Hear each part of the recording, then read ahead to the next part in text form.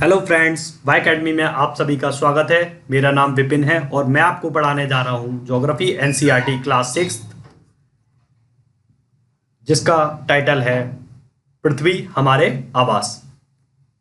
इसमें हम chapter number first complete कर चुके हैं और जो हमारा चैप्टर नंबर फर्स्ट का टाइटल था सौर मंडल में पृथ्वी, उसमें हम देख रहे थे कि सौर मंडल में हमारी पृथ्वी का स्थिति क्या है। ओके, और आज जो हम चैप्टर शुरू कर रहे हैं चैप्टर नंबर 2 है, जिसका टाइटल है ग्लोब, अक्षांश एवं देशांतर, लैटिट्यूड्स एंड लॉन्गिट्यूड्स। इसमें हम पढ़ेंगे कि अक्षांश एवं देशांतर रेखाएं क्या होती हैं, पृथ्वी के ताप कटिबंधों के बारे में पढ़ेंगे, टेम्परेचर जोन्स के बारे में पढ़ेंगे अर्थ के, और देशांतर रेखाओं के द्वारा समय का निर्धारण कैसे करते हैं वो पढ़ेंगे, और मानक समय की हमें क्या आवश्यकता पड़ी है, मानक समय के बारे में भी पढ़ेंगे इस चैप्टर में। अब हमने लास्ट वाले चैप्टर में हमने पढ़ा था कि जो हमारा पृथ्वी का शेप है वो गोलाकार नहीं है।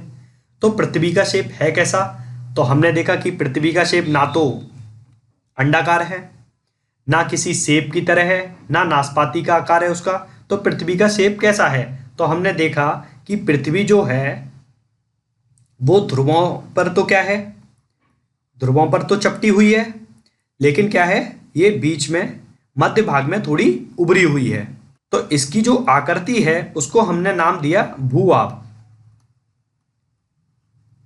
पृथ्वी के ही आकार की। तो इसे हम क्या कह रहे हैं इंग्लिश में, जियोड शेप।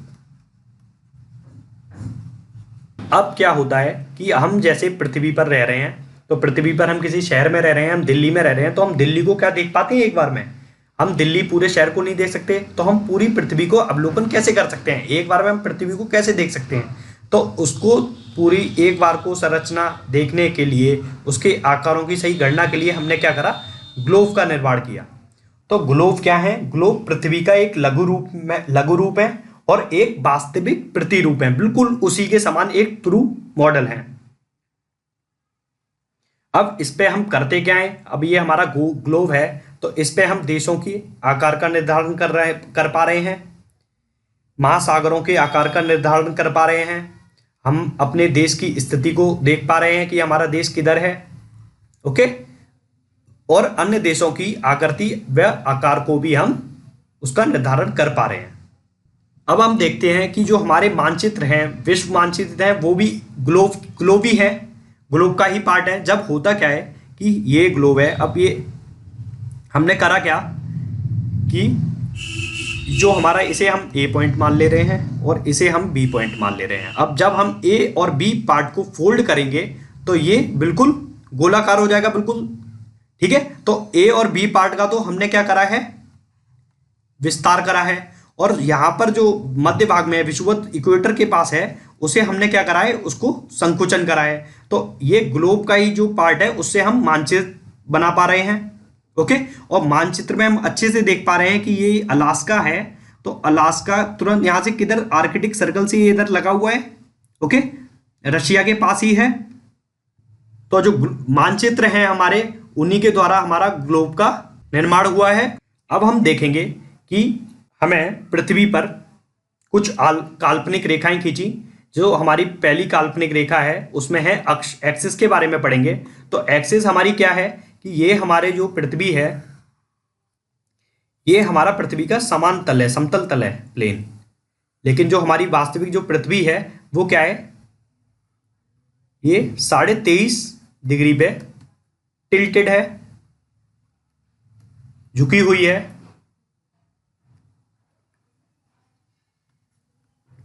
झुकी हुई अवस्था में है और इसमें एक कील आर पार है। काल्पनिक बता रहे हैं, कल्पना करिए आप, एक कील है जो पृथ्वी के केंद्र से जा रही है और उत्तरी ध्रुव व दक्षिणी ध्रुव को, ये हम इसे कह रहे हैं नॉर्थ पोल और इसे हम कह रहे हैं साउथ पोल। तो उत्तरी ध्रुव और दक्षिणी ध्रुव को जोड़ने वाली वह काल्पनिक रेखा जो पृथ्वी के केंद्र से होकर जा रही है उसे हम क्या कह रहे हैं, उसे हम अक्ष कह रहे हैं। अब हम ग्लोब में देख रहे हैं कि ग्लोब में जब हमने देखा कि ये इसके परतें है, तो ये क्या कर रही है, ये एक्सिस के परतें क्या कर रही है, वेस्ट टू ईस्ट रोटेशन करती है। अब हम अगली हेडिंग है हमारी विषुवत वृत्त। विषुवत वृत्त के बारे में पढ़ेंगे। इक्वेटर सर्किल, ये हमारा क्या होता है, ये हमारी ये पृथ्वी है। अब ये एक ऐसी काल्पनिक रेखा है जो हम ये खींच रहे हैं, ये पृथ्वी के बिल्कुल दो बराबर भागों में काट रही है, तो इसे हम क्या कह रहे हैं, विषुवत वृत्त कह रहे हैं, भूमध्य रेखा कह रहे हैं, और क्या कह रहे हैं, इक्वेटर कह रहे हैं। भूमध्य रेखा से ही आप अर्थ में देखेंगे, भू का मध्य भाग, दो बराबर भागों में ये पृथ्वी को काट रही है, और उत्तरी भाग को हम क्या, ये उत्तरी है, उत्तरी भाग है, इसे हम कह रहे हैं उत्तरी गोलार्ध, नॉर्दर्न हेमीस्फीयर, और ये हमारा जो दक्षिणी भाग है इसे हम दक्षिणी गोलार्ध कह रहे हैं, सदर्न हेमीस्फीयर। अब आप इस डायग्राम में देखेंगे कि ये हमारे विषुवत वृत्त है, और विषुवत वृत्त के अगर हम उत्तर में जाएंगे तो ये हमारा क्या है, नॉर्दर्न हेमीस्फीयर है, और ये विषुवत वृत्त के अगर हम दक्षिण में जाएंगे, दक्षिणी ध्रुव की तरफ जाएंगे, तो ये हमारा क्या है, पूरा ये हमारा है सदर्न हेमीस्फीयर। अब हम पृथ्वी पे होता क्या है कि ये हमारी अगर पृथ्वी है तो इस पे अगर किसी व्यक्ति या वस्तु की एग्जिट पोजीशन को पता करना है तो हम कैसे करेंगे। पृथ्वी तो हमारी गोल है और बहुत बड़ी विस्तृत भाग में फैले हुआ है, तो कैसे हम पता करेंगे, तो उसके लिए हम क्या करते हैं, पृथ्वी पर काल्पनिक रेखाएं खींचते हैं। अभी हमने पृथ्वी की एक पहली काल्पनिक रेखा के बारे में पढ़ा था, वो उसको अक्ष के बारे में पढ़ा था, और हमने एक और रेखा के बारे में पढ़ा, वो कौन सी थी, विषुवत वृत्त के बारे में पढ़ा था। और विषुवत वृत्त हमारी पृथ्वी को दो बराबर भागों में बांट रहा है, जिससे हम उत्तरी गोलार्ध, उत्तरी भाग को उत्तरी गोलार्ध और दक्षिणी भाग को दक्षिणी गोलार्ध कह रहे हैं। अब हम दूसरी तरह की काल्पनिक रेखाएं पढ़ रहे हैं जिन्हें हम अक्षांश रेखाएं कह रहे हैं, और इन्हें हम लैटिट्यूड्स लाइन कह रहे हैं। अब ये लैटिट्यूड्स लाइन होती क्या है, ये होता क्या है कि जो विषुवत रेखा है, विषुवत रेखा के समांतर खींचे गए वृत्त हैं, वो सारे क्या हैं, वो सारे अक्षांश रेखाएं हैं। अब ये क्या है, ये हमारा विषुवत वृत्त है, और विषुवत वृत्त के समानांतर खींचे गए वृत्त क्या है, अक्षांश रेखाएं हैं। तो इसे हम क्या कह रहे हैं, 20 डिग्री उत्तरी अक्षांश कह रहे हैं, 40 डिग्री उत्तरी अक्षांश कह रहे हैं। अब होता क्या है, ये हमने एक वृत्त खींचा, और ये हमने पहले एक लाइन खींची पृथ्वी के केंद्र से बिल्कुल सीधी, जो बराबर भागों में बांट रही है, इसे हम, इसका मानना है 0 डिग्री, और इसे हम कह रहे हैं विषुवत रेखा।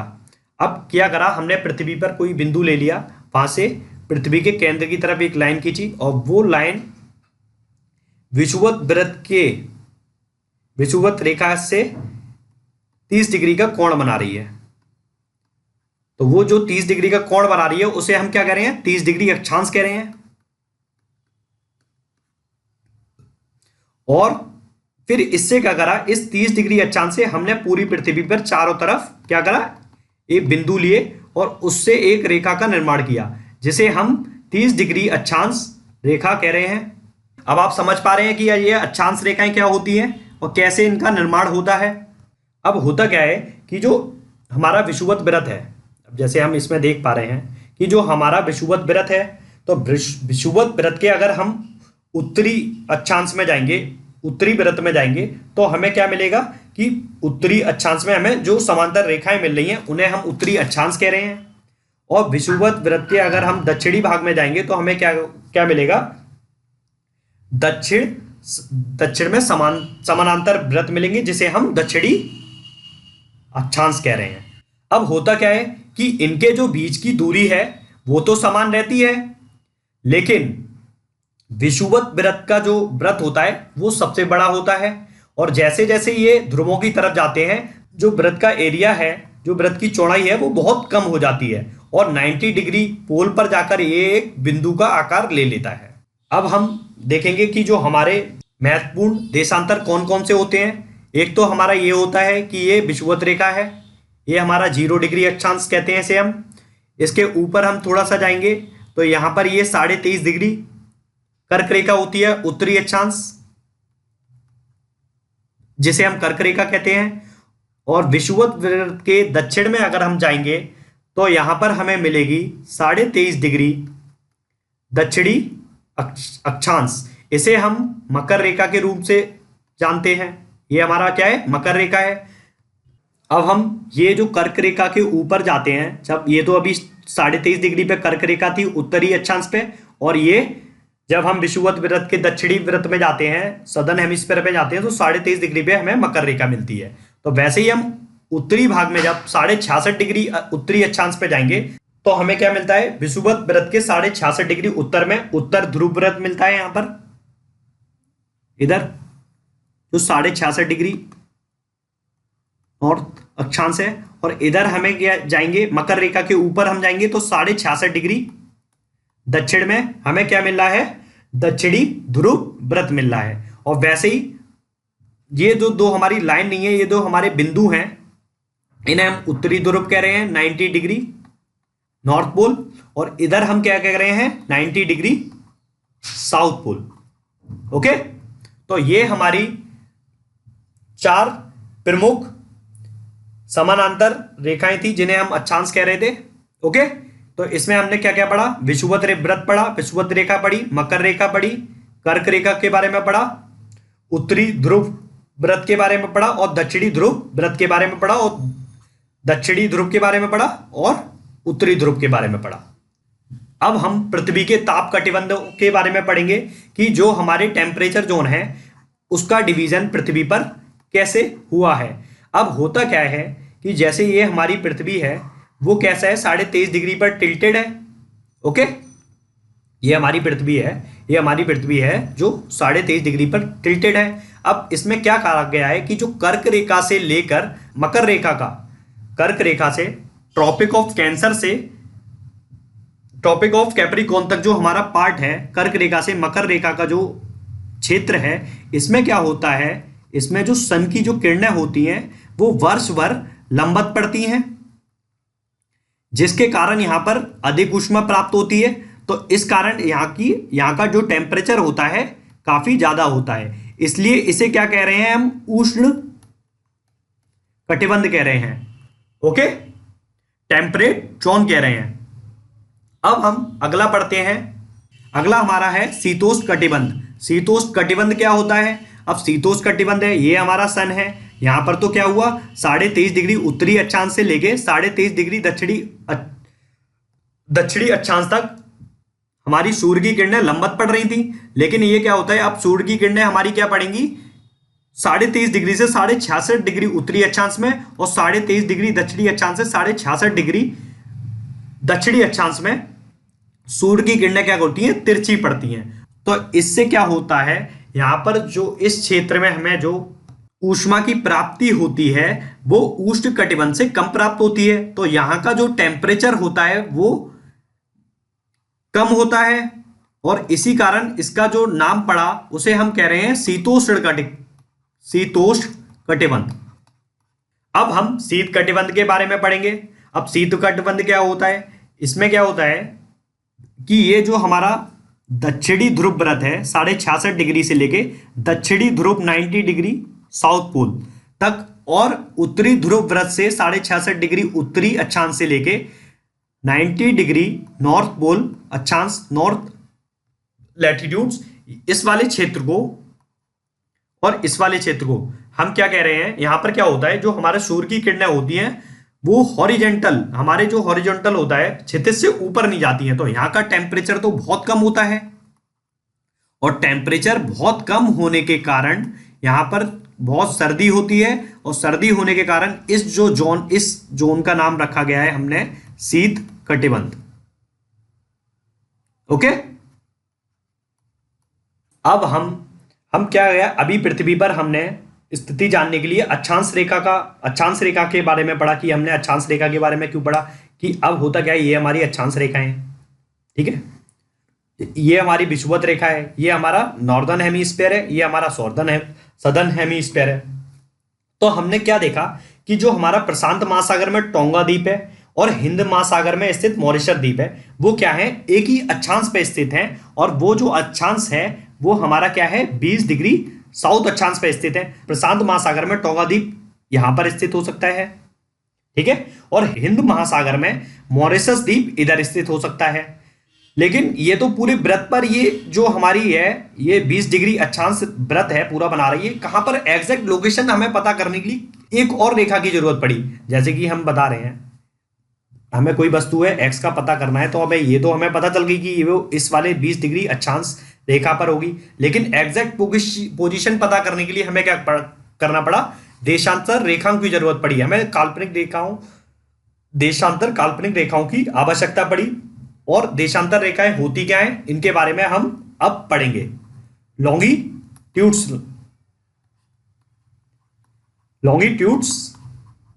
लाइन। अब लॉन्गिट्यूड्स लाइन होती क्या है इसके बारे में हम देखेंगे।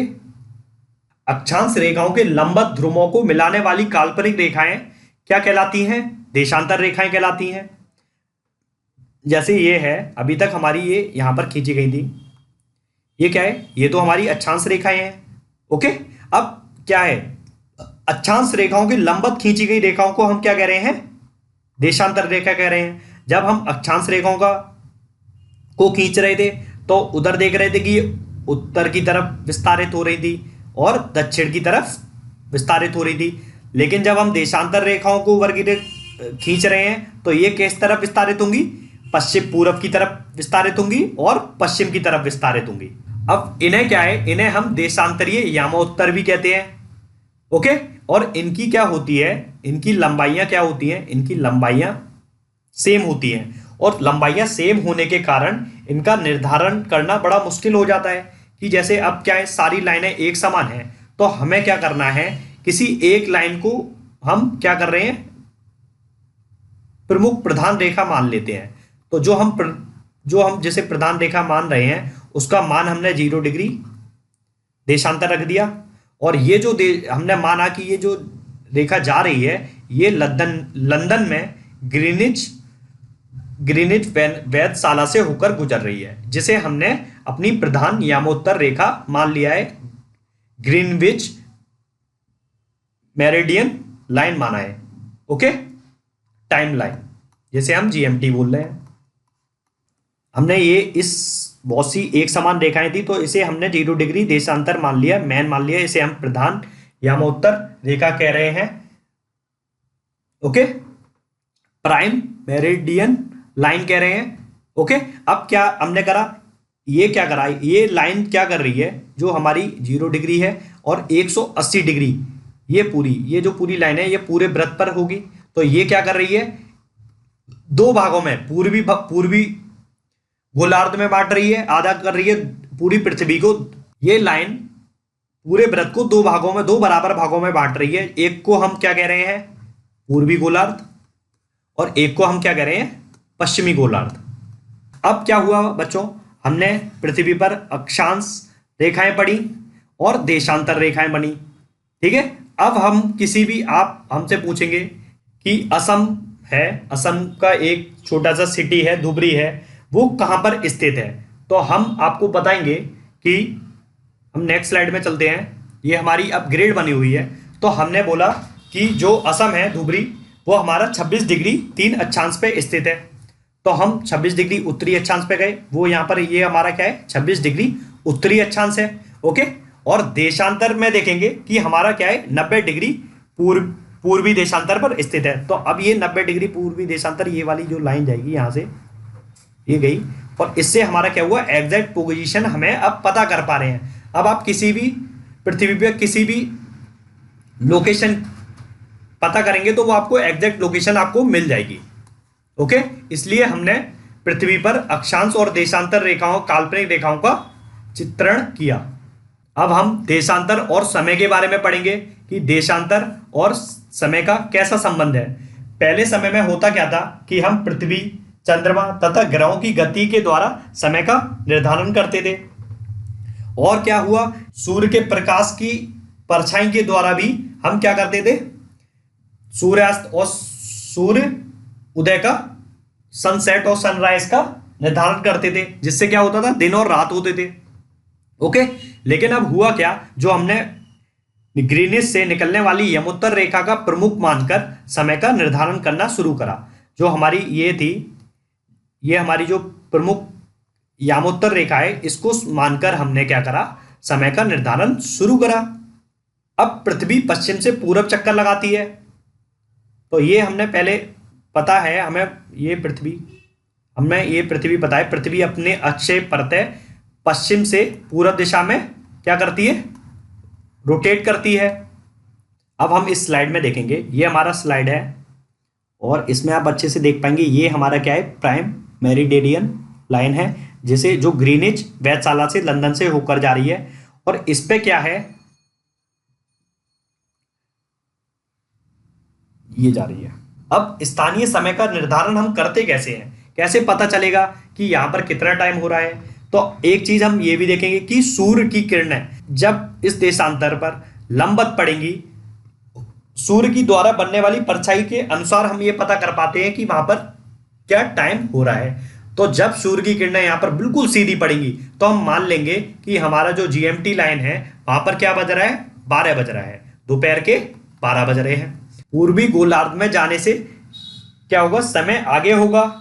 हम ग्रीनिच से पूर्वी देशांतर की तरफ जाएंगे, आगे इधर की तरफ पूर्वी दिशा में जाएंगे तो क्या होगा, समय आगे की ओर होगा। और ग्रीनिच से पश्चिम दिशा की ओर जाएंगे तो समय हमारा पीछे होगा। इतनी बात आपको समझ में आ गई। अब होता क्या है कि जो पृथ्वी है वो हमारी एक दिन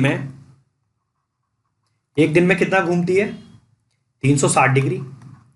तो हम देख पा रहे हैं कि एक दिन में कितने घंटे होते हैं, 24 घंटे। तो अगर हम एक दिन में हमारी पृथ्वी कितना घूमती है उससे पता करें तो हमें पता चल जाएगा कि पृथ्वी हमारा एक घंटे में कितना घूम रही है, एक घंटे में कितनी डिग्री घूमती है। तो 24 से बच्चों हम 360 का जब भाग देंगे, डिवाइड करेंगे, तो हमें यह मिलता है कि हमारी पृथ्वी एक घंटे में 15 देशांतर डिग्री से घूम रही है। ओके, और ऐसे ही हम और डिवाइड करेंगे कि एक घंटे में इतना घूम रही है तो हमारा क्या पता चलता है कि हमारी पृथ्वी 4 मिनट में 1 डिग्री घूम रही है। अब हमें पता चल गया कि 15 डिग्री पर हमारा क्या होता है, 15 डिग्री देशांतर एक घंटे में हमारी पृथ्वी 15 डिग्री देशांतर से घूमती है। हमारे पृथ्वी पर टोटल कितने टाइम जोन्स है, 24 टाइम जोन्स है।